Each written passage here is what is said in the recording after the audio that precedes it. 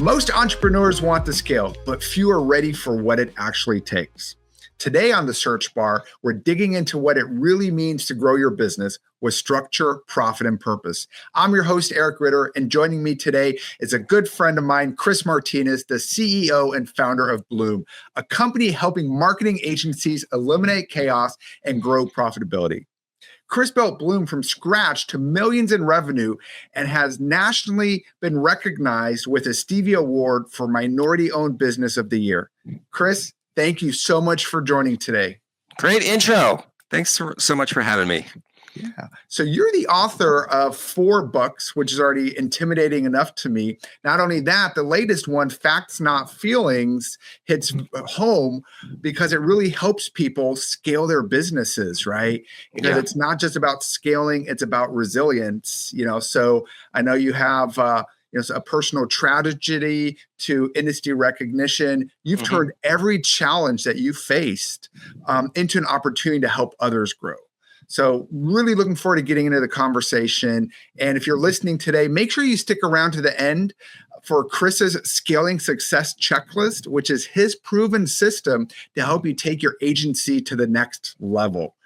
You ready to get into it, Chris? Let's do this. Super excited. Awesome. So scaling is a scary word. I'm an agency owner myself, and I really want to understand kind of the reality of scaling. And maybe a good place to start off is what really is the biggest misconception you hear when you talk to agency owners about scaling?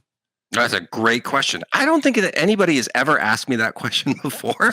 And I've been on like hundreds of podcasts. It's such a good question because there is a misconception around what does scaling mean. And a lot of the times when people think, oh, I need to scale, all they're talking about or they're focusing on is sales, revenue, right? And so that is part of the equation. It's a very, very important part of the equation, but it's not the end all be all. Ultimately, scaling is building an agency or any type of business that can run without you, that can produce a predictable outcome every single time for your customers without you or really any one person being super, super involved in or like crucial to that process. So if you were to analyze what's going on in your business now, and let's just, hypothetical scenario, let's say you get hit by a bus, what would break? And if there are if there's a person in there, if there's a process that breaks, then it's not really scalable. And there's different levels of scaling and really at the end of the day, the business is there to serve your lifestyle and your goals. So maybe there's some elements of the business that you don't really want to scale. And that's okay. Just be honest with yourself about that. But really, a truly scalable business is that if we added in 10,000 new customers, the system would still run. The business would still function.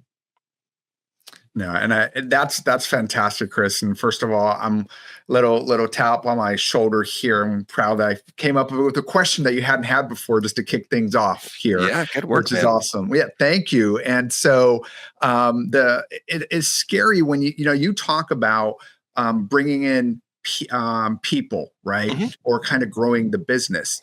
And myself kind of going through that journey it's scary because when you're a smaller business, a startup, every single hire feels like a huge monumental decision, right?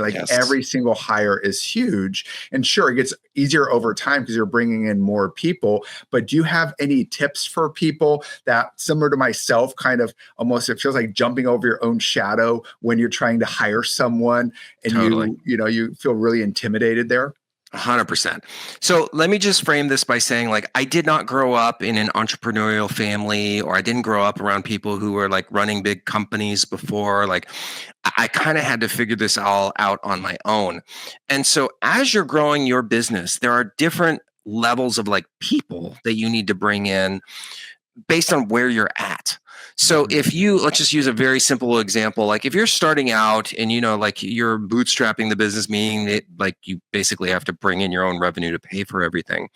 It probably doesn't make sense for you to spend $500,000 a year on this seasoned COO to help you run this business. It's just not the right time for that. So with that being said, the types of people that you're going to need are going to change as your business evolves. So you need to understand that. I would say on my entrepreneurial journey, one of the things that I've recognized is that you need to be able to evaluate new hires and existing employees based on facts and not feelings, right? And so what that means is it's not that I'm disregarding feelings altogether and say, hey, you just need to be this robot that's just emotionless and like kind of like a psychopath. That's not what I'm saying at all. What I am saying is that we need to look at the data, especially with people when deciding, is this the right person? So let me give you an example. In our company, and when we work with all of our clients, we have job descriptions, and you know this, right? So the job descriptions are very, very thorough. These job descriptions are an internal document that basically outline exactly what that person needs to do to be successful at their job and to be able to stay on the team. And so when we're evaluating, let's just take a new hire, for example, when we're evaluating a potential new hire, we're looking at their CV, their resume. We're asking them interview questions to see, have they solved problems that we're going to need them to solve now? Because another thing is that the greatest indicator of future performance is going to be past performance. So if we need that person to do SEO for us, we need to ask them questions. Tell me a time when you had to do X, Y, and Z. And how did you perform that task? And we see that they can actually do what we need them to do. We also give them tests. I'm very much about giving our potential new hires practical tests that they can do. They're all timed to see, can they actually do the thing that we need them to do if we were to hire them. So that's part of the new hire process. We make sure with facts and not feelings that this person can do the job. Now, here's a little tip. As your business evolves and grows, and you are you are starting to reach scale, right? Mm-hmm. The types of people that you absolutely need to hire people that have done it before. At the very beginning, when you're starting the business, you'll kind of compromise and be like, I don't have, as much revenue. I can't afford to pay this person that much money. So what I'm going to do is I'm going to hire somebody who can do maybe 60% of the stuff that I need. And then I'll train them to do the other 40%. Because I have, in theory, I have a little bit more time than I do money. But as you get bigger and the business is growing and there's a lot more responsibilities, you don't have as much time. And so you need to be able to invest more in people that can do the work, meaning that they've already solved problems to similar to what you're going through right now. And it's not that they're going to be totally plug and play, because every business is different, but they will be able to hit the ground running a lot faster because they're like, oh yeah, we solved this problem at my last company and this is what I did. So that's really, really important. Again, everything with people, everything with running the business, it all comes down to facts, not feelings. Yeah. Thank you for that really comprehensive answer there. So a couple of things there. You brought up bringing in an outside perspective, which I can speak from experience can be so important and so valuable, right? Bringing in someone who has experience in a different agency. I might have run things a little bit differently than that you have since the start, because you kind of get stuck in your way sometimes. You kind of need that outsider perspective. And also, the people that maybe got you to one level aren't the right people for you getting up to that next level, right? And that was one of the things, like I said earlier, where I personally got stuck, right? Where you're hiring people based on personality or who's available versus having that very clear job description and hiring someone who actually fits that job description versus, hey, I think I could get along with this person, which isn't the right decision as you're trying to scale it. I'm curious, do you see any other areas where entrepreneurs, where agency owners kind of get stuck as they're kind of in that scaling mode? Okay. So again, going back to when you're starting the agency and, it's kind of like, what's the analogy I use? I say it's kind of like being on the playground playing football where there's no positions and everybody's just having fun and running around. It's like, hey, you just go out there and then I'm going to find you with the ball and then you run this way. And, people are just changing positions all the time. It's fun, but it's very, very chaotic. And so as you're scaling the business, things are having to become more standardized. Roles are being defined, right? I can't have you doing a bunch of different things. I need you to just focus on this. every single day. I need you to perform this every day. And as an owner, that's also what you have to focus on. Once you start building out your team and you have a leadership team that can start running these departments independently of you, you need to step back and just get the heck out of their way. And so one of the biggest misconceptions that we see with agency owners is they have this mindset that I need to keep doing more and more and more and more if I need to grow the business. It's actually the opposite. For you to be able to grow your agency and scale it to where you want to go, you actually have to do less. It's very, very difficult for our agency owners to let go of the reins and step back and accept that for me to grow my business to the level that I want, for this business to reach its potential, I'm actually going to have to step back and let other people shine. It's very difficult for them to do that. It is. Yeah, but that's so important, right? Because you also mentioned, like, with the hiring, just to kind of come back to that, it's the time versus money equation, right? Mm-hmm. How much is your time really worth? Should you be in your QuickBooks chasing down overdue invoices and sending out invoices, or should you be growing the business, right? And I think a lot of people, it's easy for me to spend 2 hours in QuickBooks, but hey, that could have been 2 hours that you were on sales calls or out there networking, right? Oh, exactly. And so that's such a good point. One of the things that we hear from agency owners when we identify areas that they need to improve is, I don't have enough time. Like, who hasn't said that before? Oh, I just don't have enough time to do that. Yeah. What I like to do with some of my clients is we'll do a calendar review. And we'll pull up their calendar and be like, okay, well, what'd you do here? What'd you do here? What happened here? And what's really, really fascinating about this is if you look at the areas that are sucking up your time. Well, actually, first of all, we'll say, how much time do you need in a week so that you can do X, Y, and Z, so that you can do more prospecting? Oh, I need, just 5 hours a week. Perfect. Let's find you 5 hours a week. So we go in and then we'll look at the calendar and we'll identify, okay, well, you wasted 3 hours here. I wouldn't say wasted, but you spent 3 hours here doing this small task. How much could we pay somebody to do that so that you don't have to do it? 25, $30 an hour. Okay, perfect. There's 3 hours that we know can generate tens of thousands of dollars in revenue. Mm-hmm. So sell me on why we can't do this. Okay. Then we'll go through the whole week. And actually, I'll go back like months. And then we'll again, facts, not feelings. It's you are spending time on things that are $25 and less, $25 an hour or less. Right. And we need you to focus on these revenue generating activities that are $1,000 an hour, or things that you can only you can do. So we have to get you there. Once you do that, it's kind of like a comparison. It's pretty easy to make that decision. Because the alternative is you continue to go down the path that you're on. You're not going to make the kind of money that you want to make. You're probably stressed out. You're probably stressing other people out, and then ultimately the business is not going to grow. So what do you want to do? Yeah, I love it. So you already kind of got a little bit into there, Chris, kind of what you do with your clients at Bloom. I was wondering if you could talk a little bit more. I think I looked at your website and I saw that, your approach challenges the typical growth at all costs mindset. And I'm just curious if you could kind of talk about that a little bit, like what you guys do differently at Bloom. Yeah, that's interesting. I think that growth at all cost mindset was a fad, maybe of the 2010s, maybe early 2020s, a little bit. Well, actually, no, prior to COVID.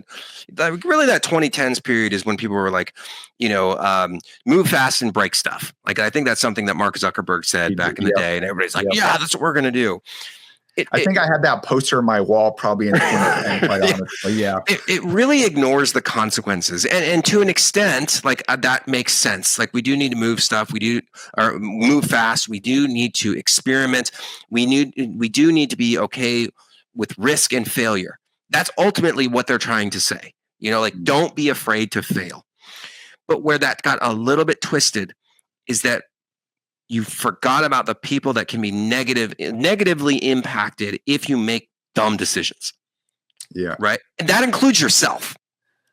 So if you're making really bad decisions because you just want to do stuff because you're freaking out because you can't control your emotions, well, that's bad. And I think we could all agree to that. So in terms of and now I completely forgot the question. You're good. So I was talking about Bloom, Oh, yeah, well, we do. Yeah. Sorry. When I was And sitting on on my the soapbox. website, I saw that you guys challenged that mindset. Okay. So again, it always goes back to facts, not feelings, and how we make decisions. So there are two big things that we look at anytime we engage with a client, and we do this every single quarter. So the first thing is we got to look at the team. We got to see who we have on the team and what they're doing. Okay. Then we have to look at our financial plan. And this is the part that nobody really likes to do, which is why we build it out for our clients. We build out, this is the pro forma. It's a very fancy forecasting and budgeting tool that we build out. So when you say, I'm at 1.5 million today, and in 12 months from now, I want to be at 2.5 million in revenue, and I want to have this much profitability. We map out a very realistic way that you can get there.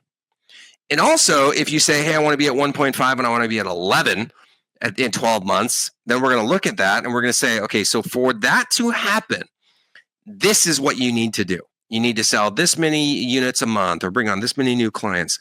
You need to sell them at this price.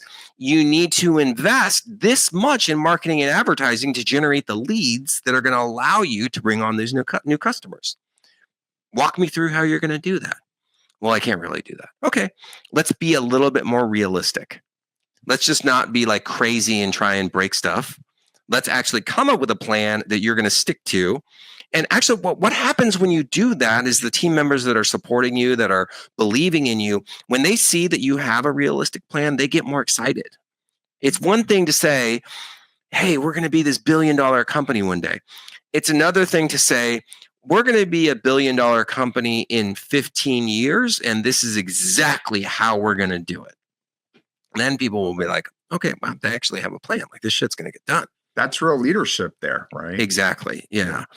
I think a lot of people look at the leaders that are very kind of like in the media spotlight, that are very, I don't know, rambunctious, and they say big things and all that stuff. And there's a time and a place for that. But the overwhelming majority of people that run successful companies are very even keeled kind of person. They're very much in control of their emotions. They don't fly off the handle. That's how I try to be. I can't say that I'm always like that, because I'm a person and I get excited and I get angry, a lot of angry. But I mean, that's how I try to be. It's never get too high, never get too low. Just keep riding and just keep plugging forward day in, day out. Consistency is key. No get rich quicks. Instead of swinging for the fences, I'm totally down with just hitting singles every single time I'm at the bat. Let's just hit single and single and single, and then eventually we're going to win. Yeah. Keep the inning alive, right? Keep it going. Exactly. Just keep it going. Yeah, that makes so much sense, Chris. I want to pivot into some tips maybe for people on building a business that works. And one of the goals, potential outcome of a business that works, is selling that, right? Which I had very little knowledge about before I talked to you. And I think our listeners, viewers here would really benefit from learning more about that as well. If you're building an agency, what are some simple systems maybe someone could put in place that can make a big difference in scaling?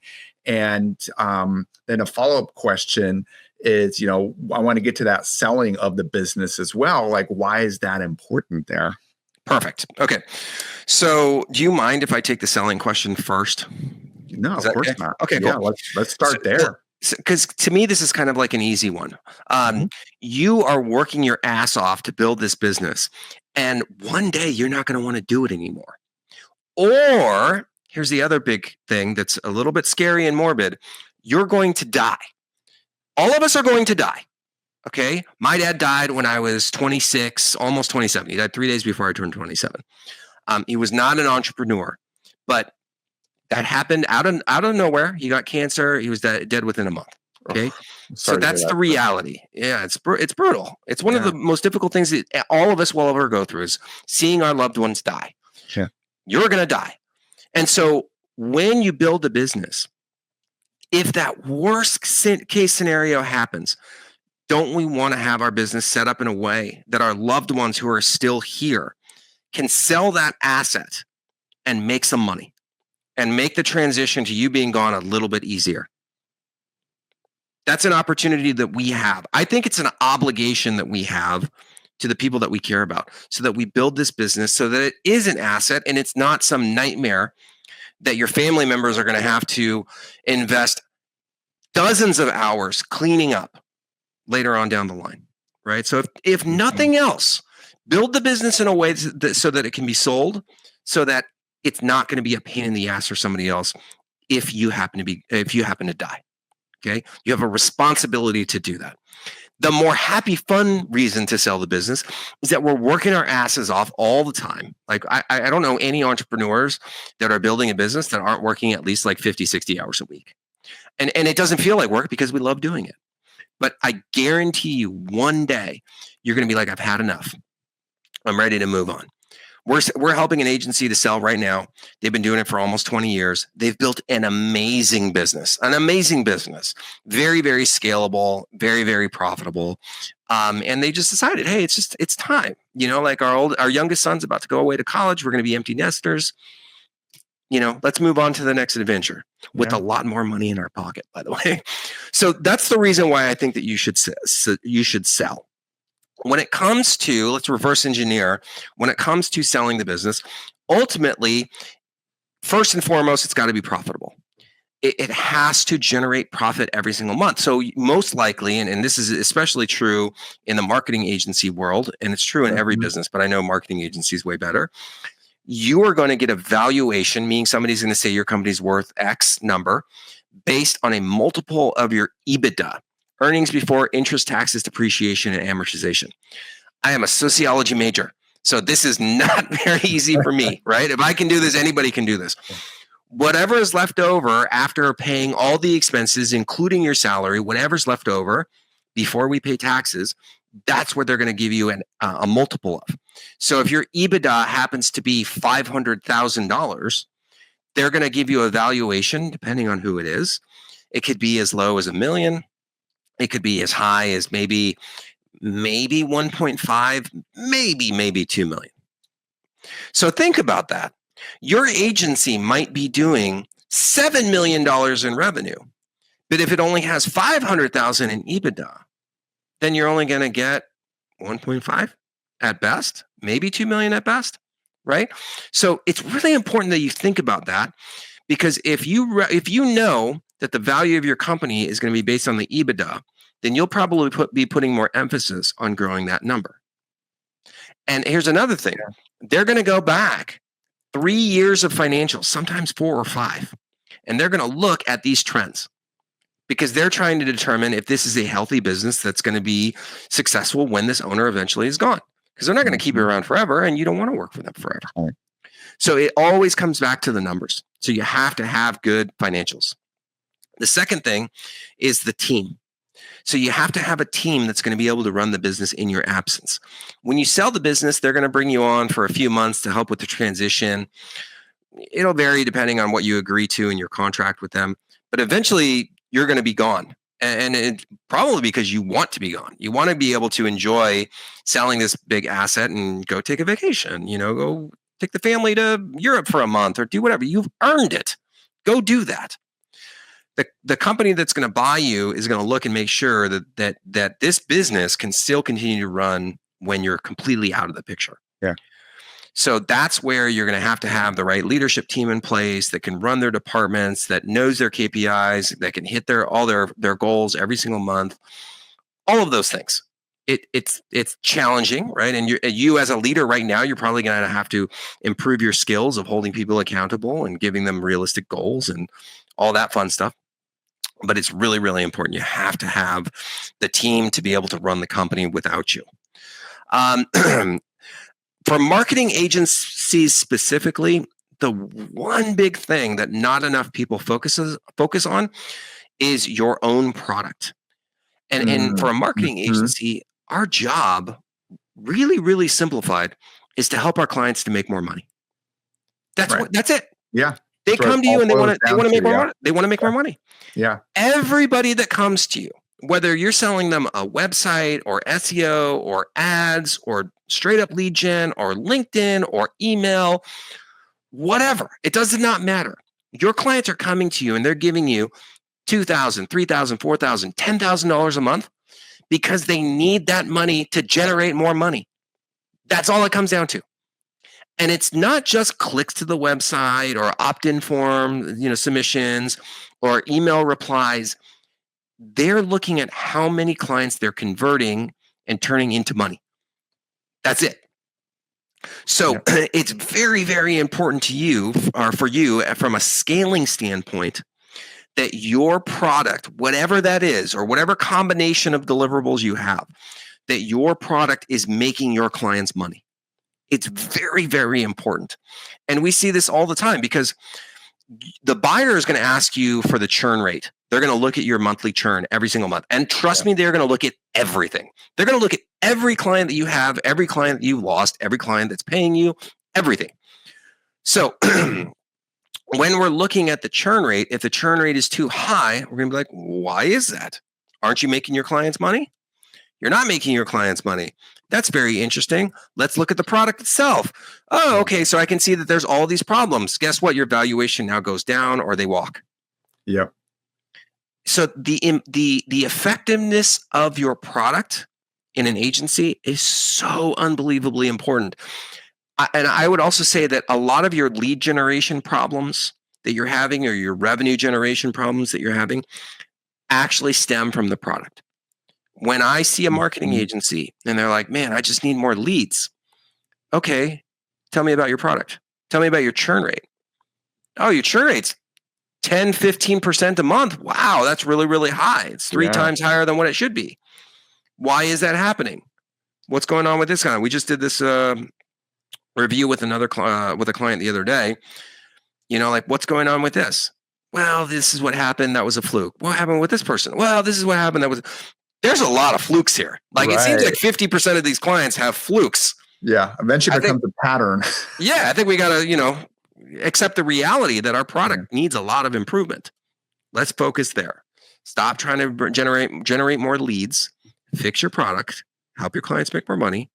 Once you do that, everything else is going to get a lot easier.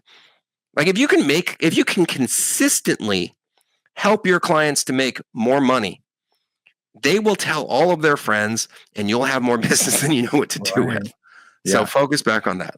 Those are my ones for scaling. No, I mean, so that was a lot, Chris, right? And a lot to unpack there. And some of the things I just wanted to underline there is the reason to sell, right? I really liked how you kind of gave that reality check there, but also there's a reality side, but also a more fun side to that, why you should do it and kind of the things to pay attention to. And so I want to kind of, as a follow-up, is why do you think owners wait too long to get started with this on their business, right? To create systems, to create operations, to help them be in a better position, because you've talked to a lot of agencies. I'm just curious, kind of, what do you think is going on with owners? Why are they waiting so long to do this? That is also a very, very good question that I don't think anybody's asked before. Did you run all my episodes through ChatGPT and then you're like, I'm going to find the 2 questions that nobody's asking for? I'm going to be brutally honest with you on this one. I think a lot of them are lazy. I think a lot of them are lazy in thinking of what do I want to do? It's fun and they kind of treat it like a hobby. Mm-hmm. And then they wait until it's too late. Yeah. And that's really, really unfortunate is when people come to me. I had a gal come to me last week. She's like, I just had a baby. I want to get rid of this business. It was small. It was doing like a $500,000 in revenue. And so we start talking numbers and there's no EBITDA. And I'm like, well, what do you think? What were you hoping to get for the business? She says $1 million. I want to get $1 million. I'm like, there's no way. She's like, I'm like, I think you would be lucky to get 100,000 for this thing. And she's like, I'd rather just shut it down. Oof. Wow. That's the reality. Yeah. I mean, maybe you can find somebody that's going to give you $1 million. I don't know anybody that would do it. And if they ask me, I would say, hell no. That's a terrible deal. Yeah. Maybe you can find somebody, but why not just start from the beginning? And that takes discipline. It takes focus. It takes a plan. That's not easy. And I do believe that in our space, marketing agency owners typically are a little bit more creative. And so maybe that structure and having a plan and a process, like it might feel a little bit like confining. But the reality is that like you got to put on your big boy pants and recognize what you're actually building. It can still be fun. And when you have discipline in the business, it's actually going to free up more time for you to do the things that you love. Yeah. But you do need to like kind of get off your ass and start building this thing and taking it seriously. Because as I mentioned before, if you die, it will become a gigantic problem for somebody else. And that's not fair to them. Yeah. That's so true. And, it can be very lonely at the top, I think, as well as an agency owner. And so sometimes it's just easier to continue to do what you have been doing versus surrounding yourself with others that might be able to help you. Right. And I know that's what you guys do a lot at Bloom, is really just become kind of an extension of an agency and kind of help them there. And, part of that is kind of helping with the leadership part of it, and how to be a better leader and kind of being a more resilient leader. So just wanted to maybe talk a little bit. You talked about your dad, kind of, your personal loss there. And if there's any, if you want, if you are open to sharing anything there, kind of maybe what it's like rebuilding after a personal loss, and how that can help being more resilient. Yeah, totally. So, I'll give you some more background. I was 26 years old. I was living in Los Angeles. And, like that's an interesting time for a man, I think, or it's hard to say that I was a man back then. It's an interesting time for a young man growing up, because like I wasn't a kid. I was a few years out of college. I'd been in the workforce. And my dad was 59. He turned 59. His birthday was September 12th, 1947. So I was 26, and I'm just now starting to connect with my dad on a different level, right? And like kind of like equals, where he respects what I do, and like I've seen what he does, and I'm like, wow, like I can't believe all the stuff that he did, and like the things that he sacrificed, and like going to work, because like you don't really understand that until you've done it yourself, and how difficult it is. And then we get the news in December. I remember very vividly when he, called me up and said, "Hey, you got to come to the house. We got to talk to you." And it's one of those conversations that if you've ever had somebody say that, you just know something bad is coming. Yeah. So you make the drive up. We have the conversation. He says he has cancer, and they originally thought it was liver cancer. Wow. Turns out it was actually pancreatic cancer, and it had metastasized to the liver. And so by that time, if you know anything about pancreatic cancer, if it metastasizes, like it's like 1% survive. It's very, very low. And so over the course of a month, I watched him wither away. And then January 10th, 2007, he died. And I was right there, 12:20 in the morning. That time period afterward was very, very challenging for me. I think what's also unique about at least men of our age is we were not trained on how to deal with emotions at that scale. Right. And so my knee-jerk reaction to anything that bothers me is I get angry and I want to fight.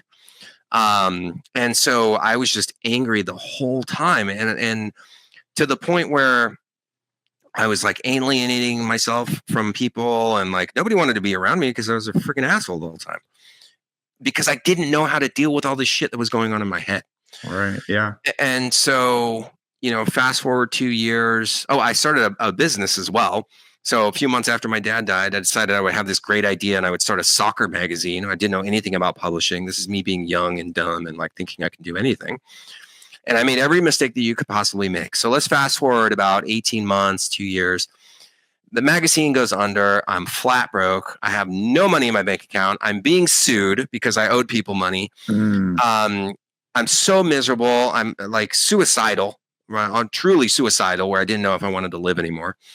And then I went and I got therapy. And I remember like making that decision that I was going to pick up the phone and call. And I was so paranoid, irrationally paranoid. I thought that they would have like an old school voicemail machine, answering machine in their office. And that I would call and I would say, "Hi, my name is Chris Martinez." And there would be somebody in that room that knew me. And then it'd be like, "Chris is fucking crazy." And then they'd tell everybody. This is the crazy things that went through my head. Totally irrational. Yeah. So I ended up calling all these therapists, and the first one that called me back, her name was Susan, and she like changed my life. Like I wouldn't be alive today if it wasn't for her. Wow. So, that was like the big thing. And so like now that I talk to people who've lost family members, that have lost parents, or that have gone through something very, very challenging, I'm able to give them advice. That's a little bit of positivity that came out of, my loss that I had. And I was young. I was one of the first people to ever lose a parent. Somebody that I know recently, they lost a parent. And so I just chime in and just say, hey, like, all the things that you're thinking right now, all the craziness, I know you can't stop thinking about it. Don't worry, that's totally okay. And I say, I can't promise you that it's going to get easier. It's probably going to get a little bit harder. But I would advise you that when you feel ready, go find a professional to talk to. Yeah. Because nothing in your life prepares you for when that person dies. Nothing. Your brain is not capable of understanding that size of a loss. It's unfathomable. And the pain that you feel, I'm sure there's worse pains that out there, but like, it's got to be this loss of a parent in such a tragic way. It's got to be one of the most difficult things that a human being can go through. So that's so powerful, Chris. And thank you for sharing that kind of story in the path there. And hopefully that helps others. Right. And that's what I hope. And I think therapy a lot of times has kind of a stigma around it, but I think it's so powerful and so helpful just even to talk to someone else, right? And just kind of be able to get another perspective on it. So just want to encourage anyone out there, there's nothing wrong with trying it out, This turned into a therapy commercial. I like it. Right, there you go. Actually, if I were to ever become president of the United States, which I have no intention of doing, and I hate politics, I would give like a 10x tax refund, tax rebate on our tax credit, I should say, on all your therapy visits. Because it's that unbelievably important. If I couldn't pass a law that gave everybody health care, including mental health care, then that's what I would do. I would give massive tax credits if we're going to therapy, because it's so important. And actually, from a business perspective, a lot of ask about, like, does this impact your work with agency owners today at all? 100%. 100% it does. As an entrepreneur and a business owner, a significant indicator of your success or failure is going to be based on your ability to control your emotions, because shit is going to hit the fan a lot. Mm-hmm. People are going to burn you. Clients are going to fuck you over. Like, money's going to like be low in the bank account. And if you can't control what's up in your brain, it's going to be so much harder. So when stuff goes terribly wrong, you have to have the skills to manage those emotions and keep going down the path. And the good news is that those things are teachable skills. Like, you can learn those. Yeah. When I go to because I still go to therapy at least twice a month. When I go now, I go, one, because like it gives me an opportunity to talk about all the shit that I'm angry about, because I'm usually angry about something. We all are. It's usually like even the drive on it, like, damn, these damn kids, get them out of my way. But when I go to therapy, I look at it as what am I going to learn? What are the skills that I'm going to learn so that I can manage my emotions better, so that when stuff happens in the future, I can deal with it better? Because you cannot just lay on the ground in the fetal position and cry and expect this thing to get better. Yeah. It's your responsibility as the owner to have the emotional intelligence to be able to solve these problems. You got to be able to do that. And therapy, to me, is a great tool, especially for guys our age. I'm 45. I think we were around the same age. Yep. Okay. So I'm 45. We grew up in a time when it was like, hey, shut up, stop being a baby. Like, what are you, a little freaking girl? If you stop crying, I'll give you something to cry about. That's how we grew up. Yeah. So in some ways that's good, because you can't just like you can't be like cry all day long. Like, you do have to get up and get moving forward. But on the flip side, if you go if you go way too far the other side, like I did when my dad died, and you try and shove all those emotions down, it does come bubbling back up to the surface. Mm-hmm. It does not go away. Right. And when it bubbles back up to the surface, it's usually in a way that you would not like. It's you yelling at a significant other. It's you going off on a friend who is trying to help you. It's you hurting yourself by, maybe drugs and alcohol. That's how it comes back. Yeah. So again, you kind of have the choice. You want to learn the skills, or do you want to be a bad, not fun person to be around? Yeah. And like you mentioned, these are teachable things, right? Just to bring it back to leadership for a moment here is, in your opinion, Chris, what does leadership really look like when you're at the top of the agency and maybe everything feels uncertain, like you just don't know what to do next, right? What does leadership look like? Yeah, this is a very, very good question, Eric. So I would say, just to keep it very, very straightforward and kind of like action oriented, it's being the example that other people other people can follow. So show up, right? If it's a really challenging time, show up, do your job as best as you possibly can. Support other people, like be that example of the human being that other people can say, that's the standard. That's where I need to get to. Yeah. And don't make it more complicated than like that. Like, I don't think you have to give these like fancy, amazing speeches. While like sometimes that can be helpful, it's really just like the actions that you do and not necessarily the words that you do. So sometimes that means staying up late. Sometimes that says, hey, you're struggling with something, I'm going to stay with you until we get that thing done. So just focus on that. Just focus on being the human being that can be the example for everybody else. Yeah. Just leading by example, right? Leading from the front. Yep. I like that a lot, and one thing that comes to mind as well to me is, I think it was a TED Talk, Leaders Eat Last, right? Oh yeah. Simon Sinek. I love that. Yeah. So putting your team first, making sure they're taken care of as well. Mm-hmm. I think it can also be very powerful. Like we talked about, like selling a business or, all these kind of things. Hey, is this offer going to go through or not? What's the valuation? Kind of those uncertain times, is making sure, that you are showing up, that you are still doing everything that a leader should do, and not just kind of signing off and, not being present, I think is really important. Yeah. On that note, there is a little like advice that I give to all of our clients that want to sell. From a mindset standpoint, or maybe like if we're thinking about like what we're going to be doing, build the business so that you never want to sell it. Build it so that it's this asset that's just pumping money to you. It's creating this amazing lifestyle. It's a great income. The company gets great results for our clients. Everybody's happy. You've got amazing team members. Like, why would I ever want to sell this?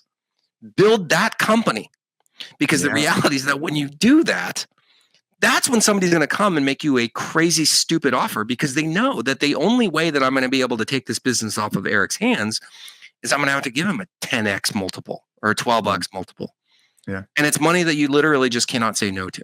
That's what we want. That's the position that we want to put you in. It's 100% doable. Yeah.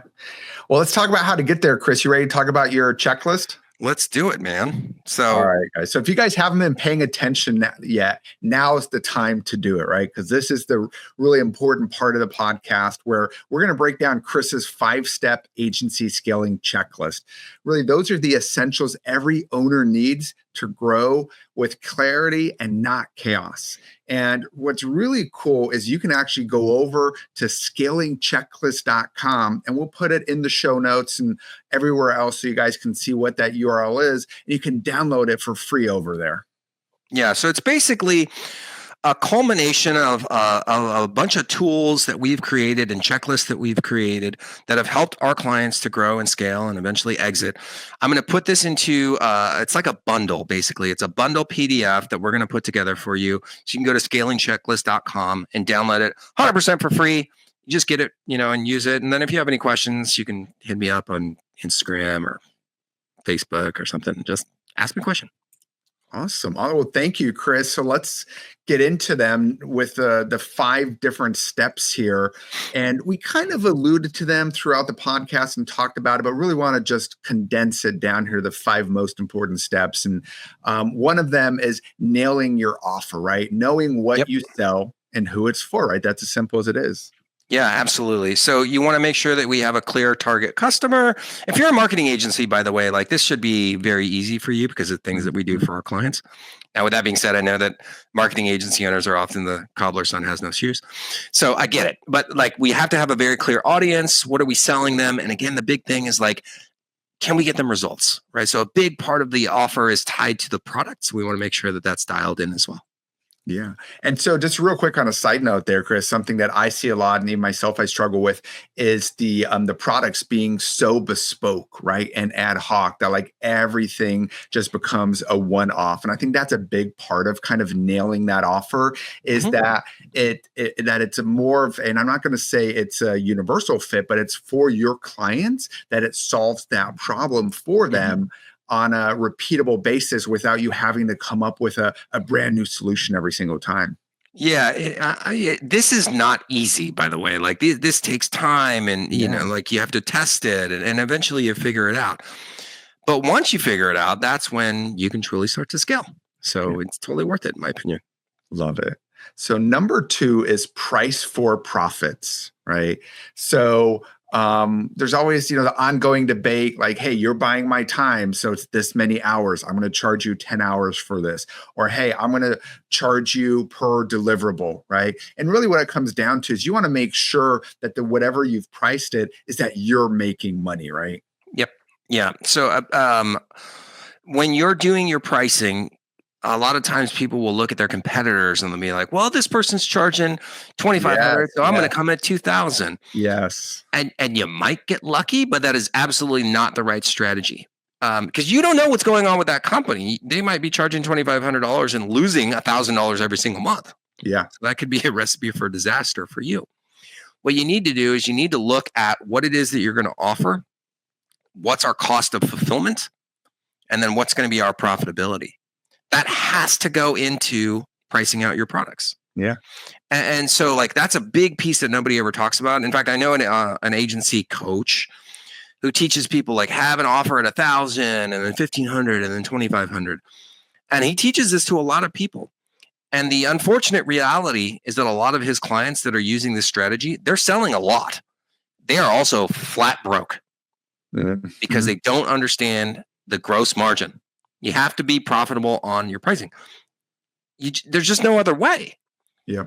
If it costs you 700 and you sell it for 1,000, you're not going to work. Like it's not going to work. You're going to lose money. You want to be able, and this is a little tip, 30 to 35% of your revenue should go towards fulfillment. That's your budget. 30 to 35%. That's what we're shooting for. If you can do that, we have a very good shot at making money. That's such a good tip. That sounds super aggressive, right? But it's doable, Chris, huh? Yeah, it is absolutely doable. Okay. Absolutely doable. Okay. Nice. So let's move on to number 3, which is build systems that scale, right? We talked about that earlier, kind of the big word is scaling, and the way to scale is with systems, So Chris, if you can just talk about that briefly here, kind of what that really means. Yeah. So a system is essentially, it's kind of like a checklist. It's like a more glorified checklist. But it's a process that we follow to do everything from how we treat a lead when a lead comes in, to how we do the sales call, to what's the handoff look like when it goes from sales to operations after we close the deal, operations fulfilling every single fulfillment piece, customer experience going in and saying, hey, this is how we treat our customers at end of month 1, end of month 90, 6 months, 12 months, 2 years, 3 years. These are all the things that we do. These are the KPIs that we look at to make sure that our clients are happy so that we can predict and prevent churn. All of this, all the financial KPIs and performance, systems and processes, all of that. It's essentially a playbook for your agency. So if we were to say, like, we're going to sell this to somebody one day, you hand them that playbook and they can essentially run the business. So we're going to be talking about that as well. That's awesome. That's so cool. I'm already thinking, like, do you give names? Sorry, weird question, but that made me think of, like, do you give names to the playbooks? Like my agency's the Digital Neighbor. It's called Digital Neighbor, right? So the playbook, might be the digital neighbor roadmap or something like that, right? So I like that. You can totally have do that. fun with that. Is that you have that unique, almost like a signature system that works for your agency. I love that idea. We usually create a signature system for our from more like a marketing standpoint for our product and stuff. But I really like that idea. We should probably integrate that. Cool. Awesome. Well, you talked about, from what an owner needs to do. And I think that leads us to number 4 here, which is, as the owner, get out of fulfillment, right? Oh, yeah. Your job is really to lead, to be that leader and not do everything. Yeah. So if we look at a giant time suck, then fulfillment is usually one of those things. And so you might like doing it, and you probably started out doing it. That's like, where your agency came from. Yeah. But eventually that is going to hold you back. And so the new analogy that I use for that is you say like, soccer, or I know you like soccer as well. Yeah. Who's your favorite coach? Alex Ferguson. Alex Ferguson. Okay. How many goals does Alex Ferguson score in his final season at Man United? I have no idea. Alex Ferguson, how many goals he scored? He scored 0. Sorry. 0. He scored 0 goals. goals. As a player, probably as a player. Oh, yeah, as a player. Very few either. As a coach, yeah.